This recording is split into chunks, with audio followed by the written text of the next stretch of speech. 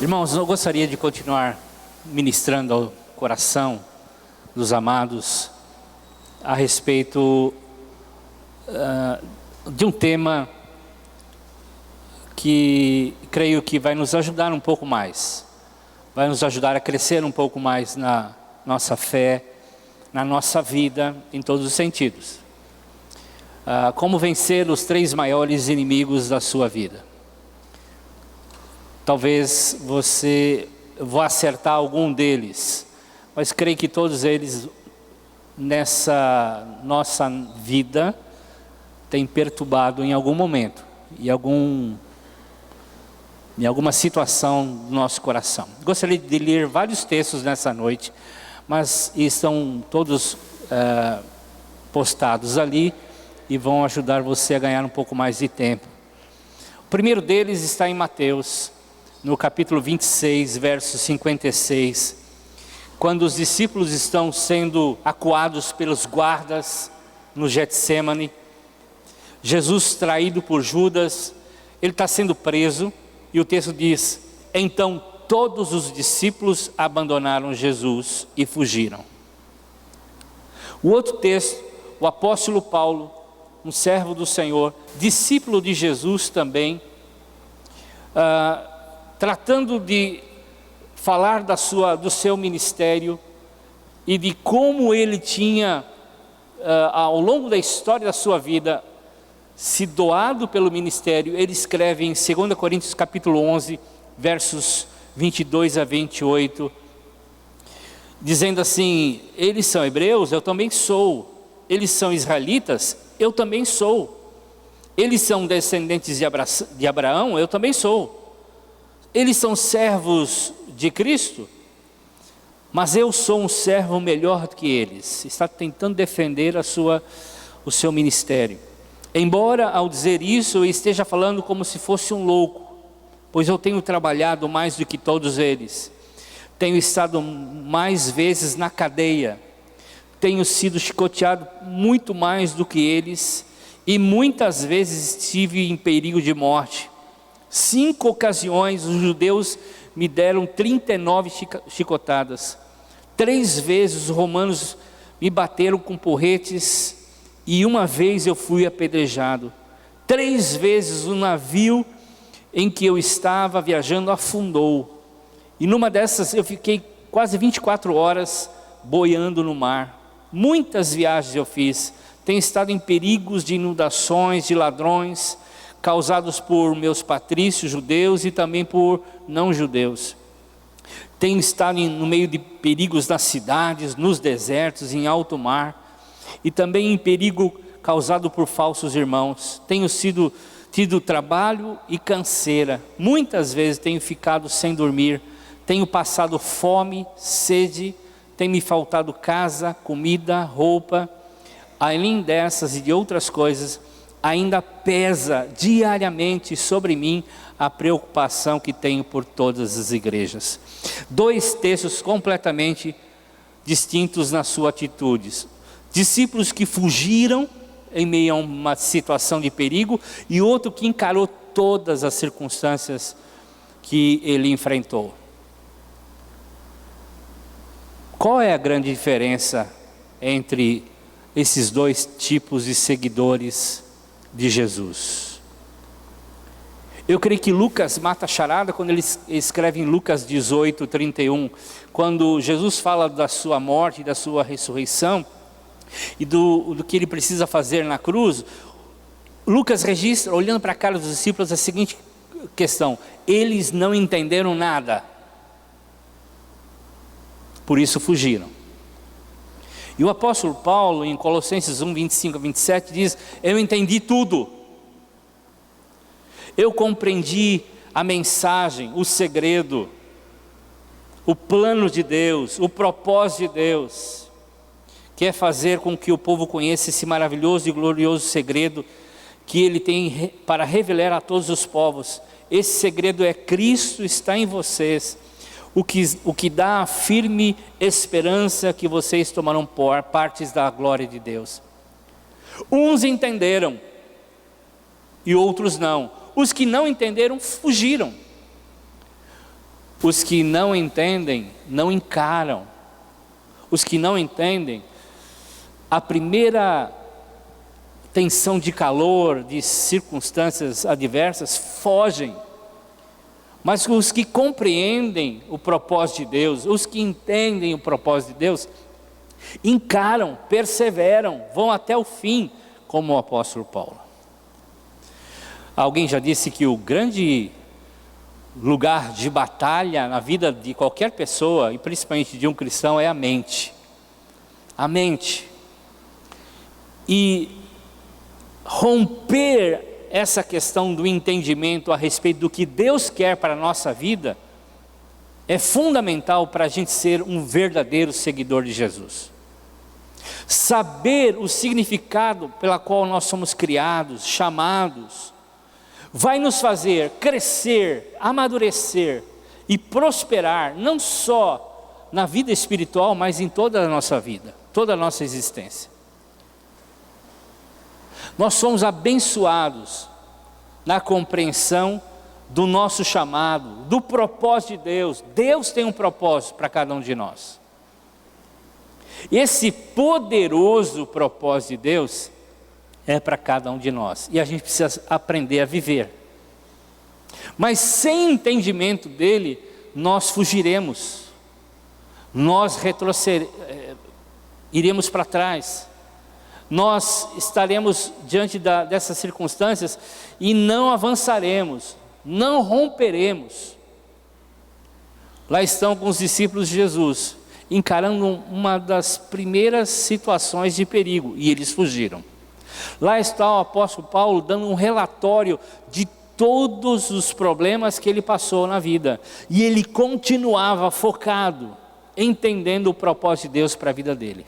Qual é a grande diferença? Alguns entendem e outros não.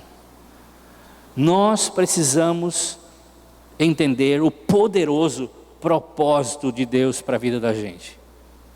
Quando Deus nos criou em Gênesis 1:26, Ele diz: nós vamos fazer agora os seres humanos, serão como nós, e eles se parecerão como nós.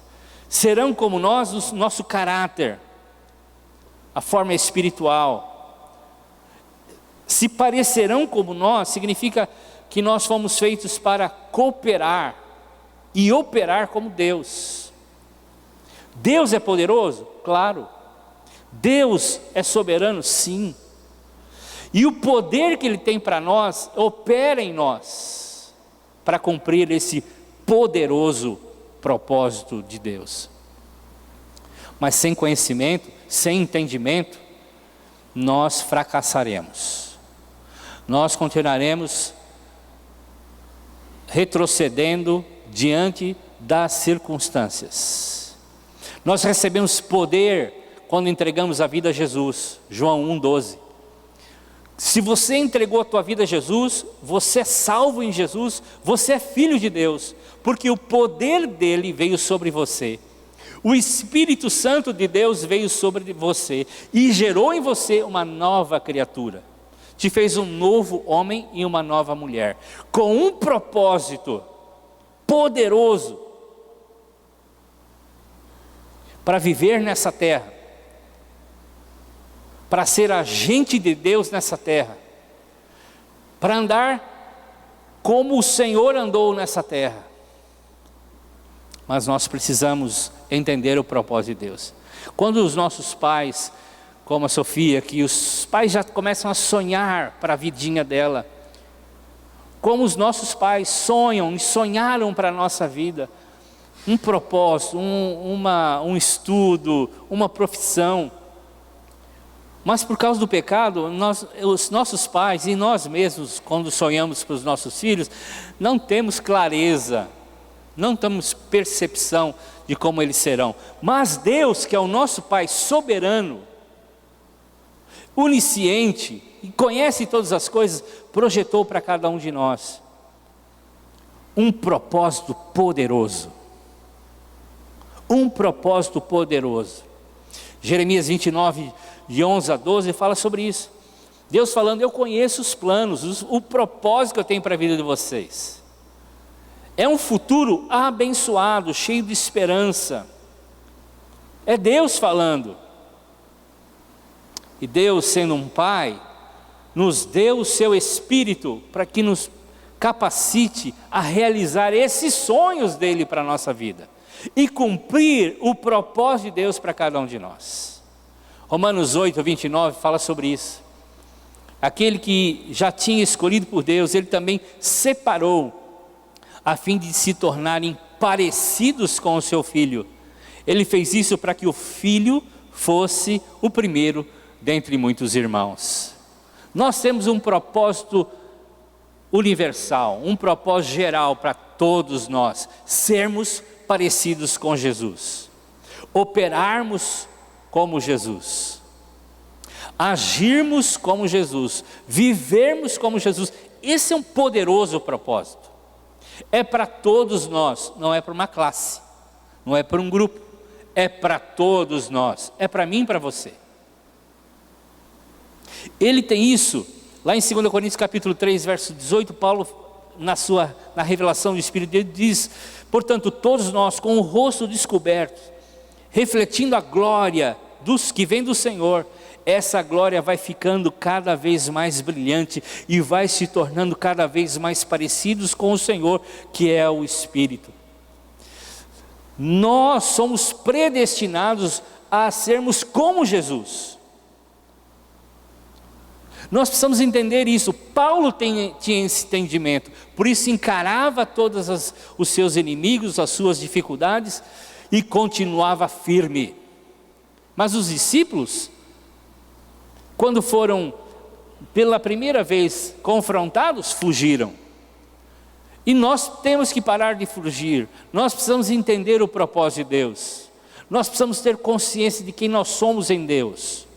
1 João capítulo 3, verso 2: meus amigos, agora nós somos filhos de Deus, mas ainda não sabemos o que vamos ser. Há um futuro glorioso para cada um de nós.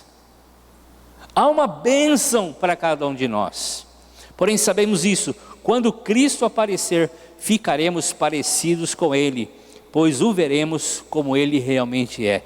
John Stott diz algo interessante: nós precisamos ser semelhantes a Cristo na sua humildade, nós precisamos ser semelhantes a Cristo na sua prontidão em servir, nós precisamos ser parecidos com Cristo no seu amor, nós precisamos ser parecidos com Cristo na sua paciência, nós precisamos ser parecidos com Cristo na sua missão. Há um propósito de Deus para cada um de nós, sim, mas há um propósito universal de sermos parecidos com Jesus. E Ele tem um propósito para cada um de nós, sim. Sim, para você, para mim, um propósito único. Porque você e eu somos especiais. Nós somos a obra, como Paulo diz, feituras em Cristo, obra das mãos de Deus, para agir onde nós fomos semeados, para desenvolver, crescer e abençoar e dar fruto onde nós somos semeados, na nossa família, nos nossos negócios, nos nossos bairros, na igreja, nessa comunidade. E quando rompemos isso, esse propósito é rompido também. Nós retrocedemos, nós somos únicos. Efésios 3:20 diz: e agora que a glória seja dada a Deus, o qual por meio do seu poder, que age em nós, pode fazer muito mais do que nós pedimos ou pensamos. Onde age esse poder? Em nós, em você, em mim. Esse poder do Espírito Santo foi nos dado para que nós possamos agir. Coisas seriam feitas além do que nós pedimos ou pensamos. Nós precisamos cumprir o propósito de Deus. Nós somos únicos. Nós precisamos reler esse texto muitas e muitas vezes para que caia no nosso coração, para que saia da nossa mente e venha para o nosso coração. O poder opera em nós, opera em você. O poder de Deus está operando em você para que você possa cumprir os sonhos de Deus, o propósito de Deus. A Bíblia relata que há dezenas e centenas de homens e mulheres que se apaixonaram pelo propósito. Nós vemos Abraão apaixonado pelo propósito. Nós vemos Moisés apaixonado. Vimos Ruth apaixonada pelo propósito. Neemias, Davi, o próprio apóstolo Paulo que nós vimos. O que leva um homem a ser chicoteado 39 vezes por 5 vezes, né? O que leva um homem a ser espancado, apedrejado, ter que viajar para edificar a vida de outros e ter passado por 3 naufrágios, passando 24 horas dentro da água, num desses?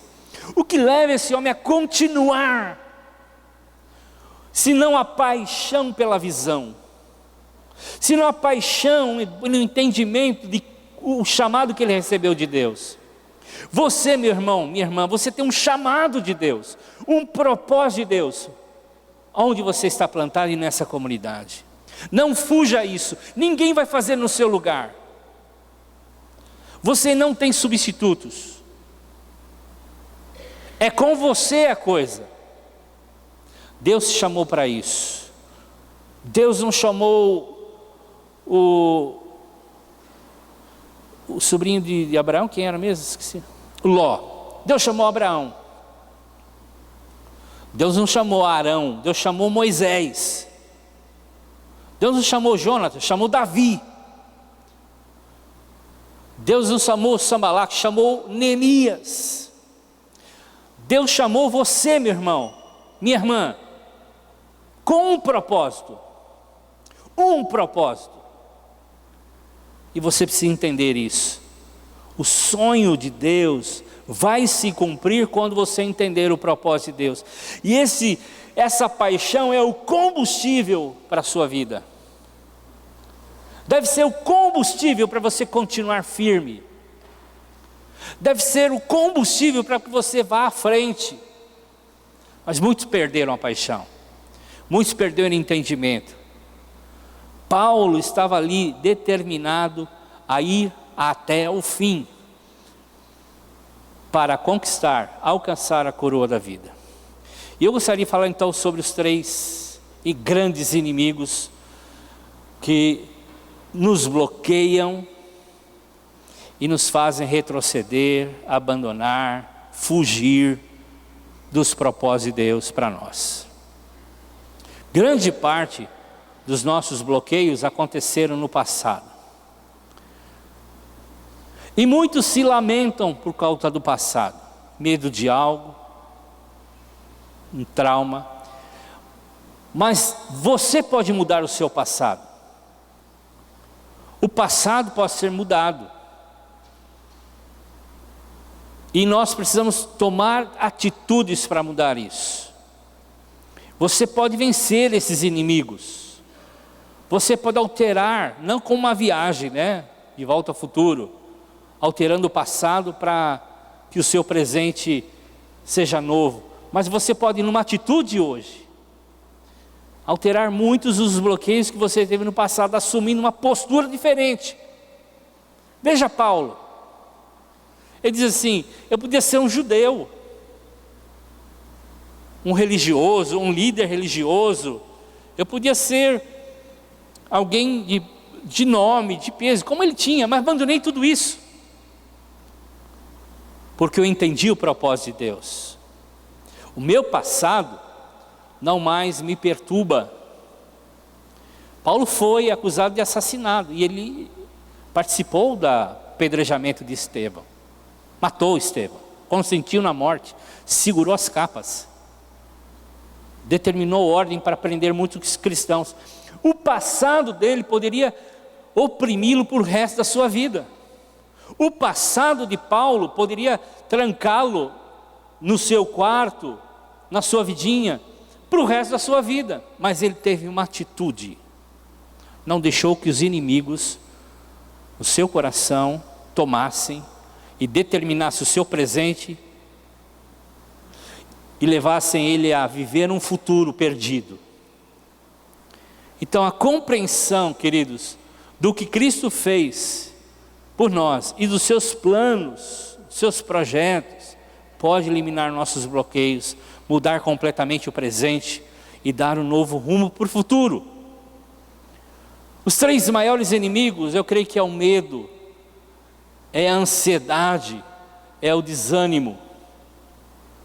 Essa epidemia no mundo de hoje, e que nós precisamos enfrentá-lo todos os dias. E Deus nos prometeu que nós podemos escapar, enfrentar esses 3 maiores inimigos. Esses sentimentos estavam nos apóstolos, nos discípulos. Esses sentimentos estavam em Abraão, quando rompeu com a sua família e foi para uma nova terra sem conhecer. Esse sentimento de medo, ansiedade e desânimo estava sobre Moisés. Quantas vezes nós lemos a vida de Moisés, uma vida de desânimo, de medo, de ansiedade. Todos os personagens bíblicos, homens e mulheres, passaram por esses sentimentos, por esses inimigos, mas eles romperam com eles. Diferente de alguns, por exemplo, como Saul, que quando foi ungido, se escondeu nas cargas, diz o texto, se escondeu nas cargas, para não ser achado e não ser ungido rei. Os bloqueios que aquele homem teve perseguiram a vida toda dele. Medo de perder, a ansiedade e o desânimo levou aquele homem a ter uma vida medíocre. Ele não compreendeu o propósito de Deus para a vida dele. Mas nós precisamos romper, precisamos acabar com isso. Medo é um grande inimigo, e nós precisamos vencê-lo para cumprir o propósito de Deus, vencê-los para avançar para um nível de crescimento pessoal exponencial. Você quer crescer na sua vida profissional, familiar, você quer crescer na sua vida espiritual? Nós precisamos romper com esses inimigos. O medo é um deles. Medo é uma força que às vezes ajuda a gente a se proteger, nos auxilia a fugir de algumas situações, é de proteção e é saudável. Mas quando o medo impede o nosso crescimento, eles precisam ser vencidos. Quantos aqui não têm medo de assumir um ministério? Quantos aqui não têm um medo de assumir um novo posto? Eu não vou mexer com isso, eu não vou conseguir. Deus nos fez com um propósito poderoso. Dentro de nós há o poder do Espírito Santo para avançarmos, para crescermos, para desenvolvermos, para expressarmos o caráter de Deus, para estarmos nos lugares mais altos, expressando a vida de Deus, testemunhando de Deus. Mas muitas vezes o medo se tornou uma doença na vida de muitos. Uma doença tão sutil, tão interna, tão enraigada, que a gente nem percebe. Ela paralisa, ela trava, ela impede que a gente faça aquilo que Deus projetou para a gente. Faça com que a gente pare o projeto e o propósito de Deus na vida da gente. A gente se sente incapaz, a gente sabe que é capaz, mas a gente se sente incapaz de avançar, de crescer. E o medo é uma ferramenta do diabo, que atua na mente da gente para impedir a gente de ser aquilo que Deus nos criou. Ansiedade. A ansiedade é o mal da nossa geração, porque a nossa geração foi criada para tudo para ontem. As coisas foram feitas para ontem, não para amanhã. Vivemos um mundo acelerado, um mundo cibernético, um mundo da internet. Esse mundo que nós criamos acelerado, nos faz coletivamente acelerados. Tem que ser rápido, tem que ser rápido, tem que ser agora, tem que ser para ontem. E ter algum imprevisto nesse caminho causa ansiedade. E a ansiedade pode ser boa, quando nos ajuda a frear em alguns momentos, mas na maior parte, ela é uma luta mental que nos faz retroceder. Ansiedade é sofrer hoje por causa de um evento futuro, real ou imaginário. Real porque às vezes é real mesmo, é um problema, mas às vezes é coisa da nossa cabeça. E a ansiedade é sofrer antecipadamente. Antecipadamente, sofrer hoje o que nós vamos experimentar lá para frente. E a pessoa ansiosa vive no futuro, não experimenta o presente, não percebe Deus agindo, não percebe como Deus quer que a gente faça agora, hoje, para colhermos no futuro. A ansiedade é algo criado por nós mesmos, que nos leva a duvidar da nossa identidade. A ansiedade ataca a nossa identidade. Quem somos em Cristo, o propósito de Deus, o projeto de Deus, os planos de Deus. Nós não confiamos nos planos de Deus. Nós achamos melhor confiar na ansiedade, no sofrimento de que alguma coisa pode dar errado. Nós não descansamos no fato de que Deus é soberano, poderoso e tem projetos para nós. Nós ficamos descansados. Podemos descansar sem ansiedade, mas não, nós nos tornamos ansiosos porque queremos resolver problemas que vão acontecer ainda no futuro. Desânimo é a pior das armas que o inimigo faz para destruir a gente. O problema do desânimo é que acontece de forma sutil. O inimigo vem, ele vê as nossas fraquezas, as nossas situações difíceis, e aí ataca. O desânimo embaralha a nossa visão. Quando Abraão ficou desanimado com um problema que ele teve com a sua esposa, Sara, e o rei lá queria casar com ela, sendo ele marido, e ele disse que ela era irmã dele. Por quê? Ficou desanimado, desacreditado, além do medo, além da ansiedade, que esse cara vai me matar. O desânimo vem quando a gente perde a visão. Deus tem uma visão para a gente, Deus tem um propósito para a gente perde aquele propósito, a gente perde aquela visão. Paulo poderia ser o cara mais desanimado da face da terra, mais que Jó. Aliás, eu nunca viajaria com Paulo, porque o carinha, né? Todo o navio que ele, fora avião, né? Todo navio que ele entrava, afundava. Paulo poderia ser o cara mais desanimado do mundo, mas era o cara mais ousado e apaixonado pela visão de Deus. O desânimo é como um peso sobre as nossas asas que nos impede de voar.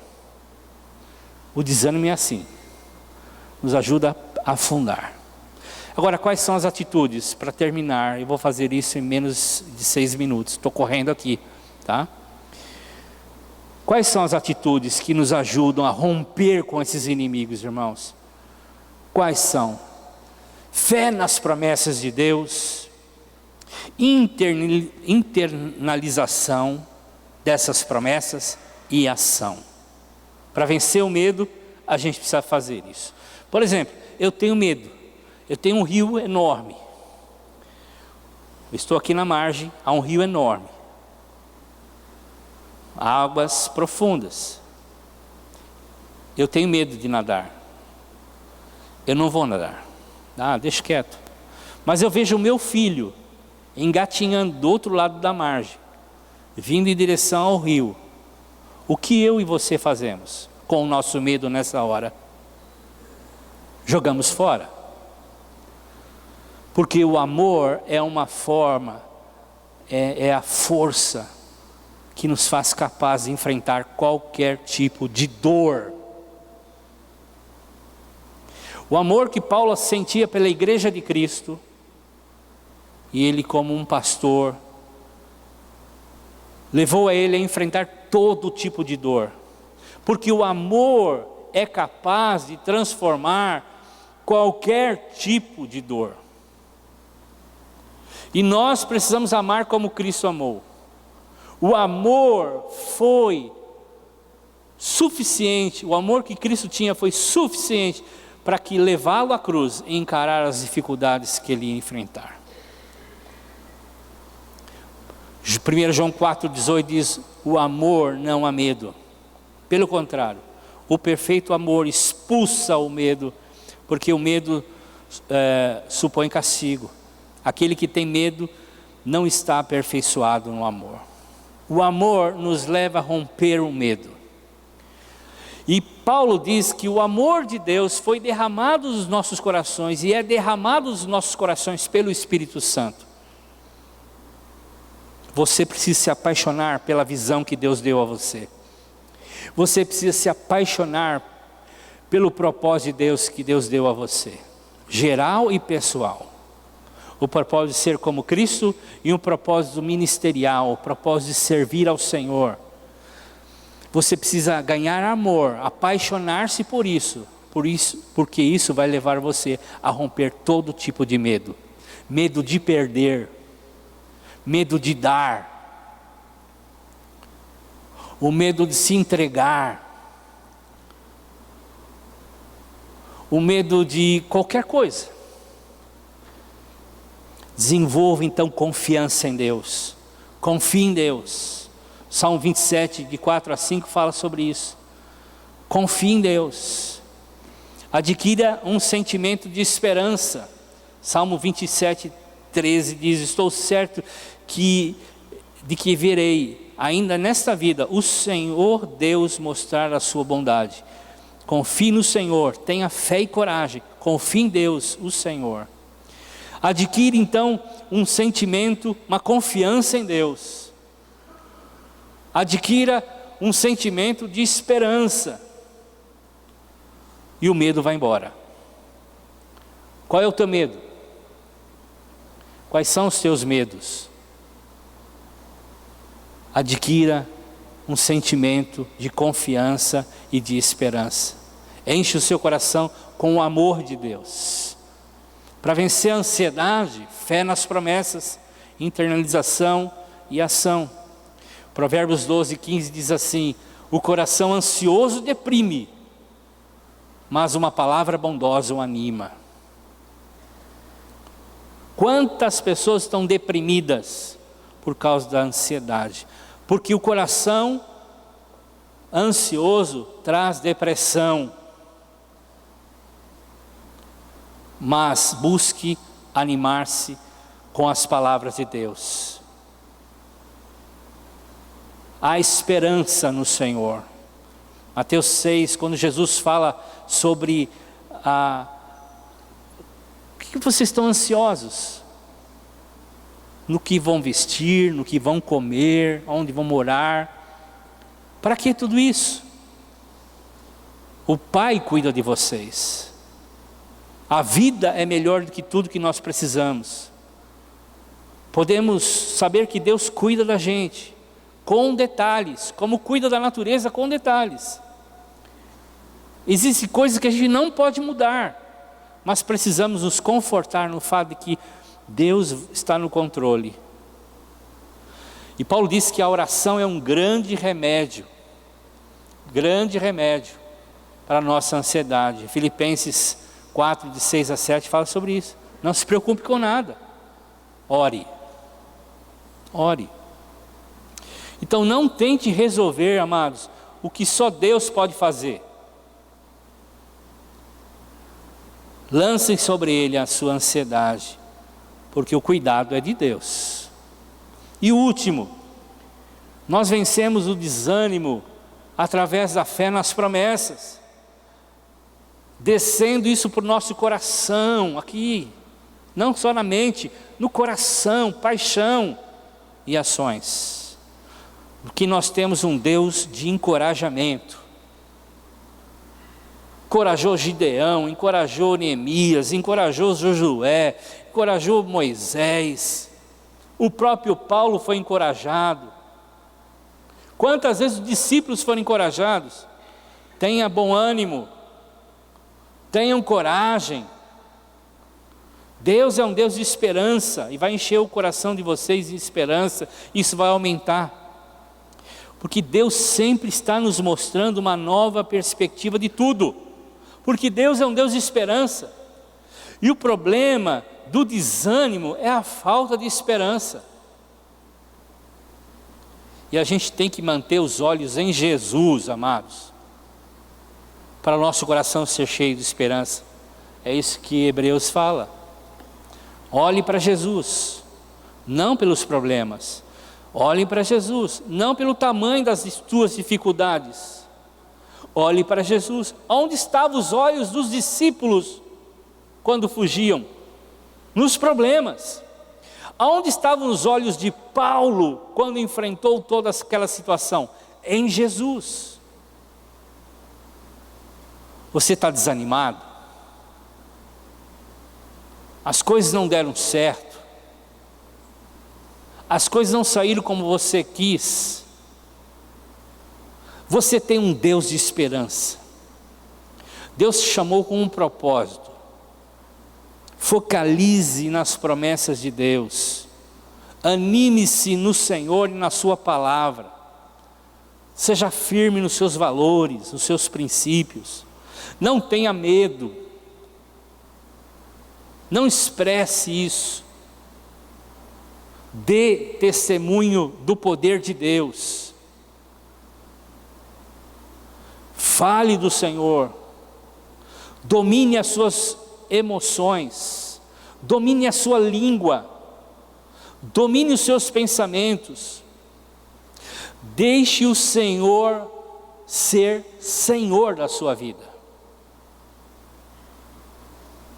Você foi criado com um propósito poderoso, maravilhoso.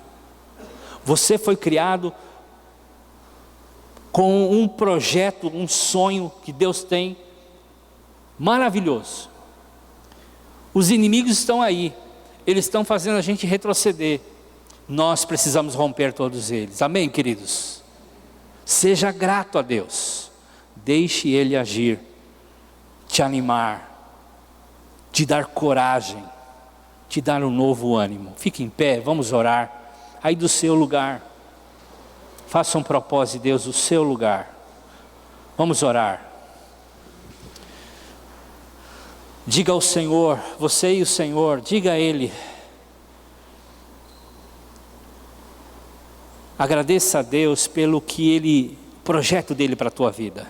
Se você ainda não conhece o projeto de Deus pessoal, porque o geral eu disse aqui, mas o pessoal, ore a Deus. Fala, Deus, qual é o projeto de Deus para a minha vida pessoal, para os meus negócios, para a minha vida familiar, para o ministério nessa igreja, nessa comunidade que o Senhor me plantou. Qual é o teu projeto, Senhor? Fala comigo. E nessa noite, tome uma posição. Deixe essa palavra entrar no seu coração. Você conhece, esses textos são, todos eles já repetiram milhares de vezes aqui pelos pastores, pelo seu líder de célula. Muitos textos. Você conhece todos, ou quase todos. Deixe isso cair no teu coração. Se apaixone novamente pelo Senhor. Não seja um discípulo covarde. Seja um Paulo. Sai daqui um Paulo, irmão. Você entrou talvez um Pedro, um Tiago, ali no Getsemane. Você entrou ali um João, ali em Getsemane. Sai um Paulo, em nome de Jesus. Destrua o medo, a ansiedade. Destrua em nome de Jesus.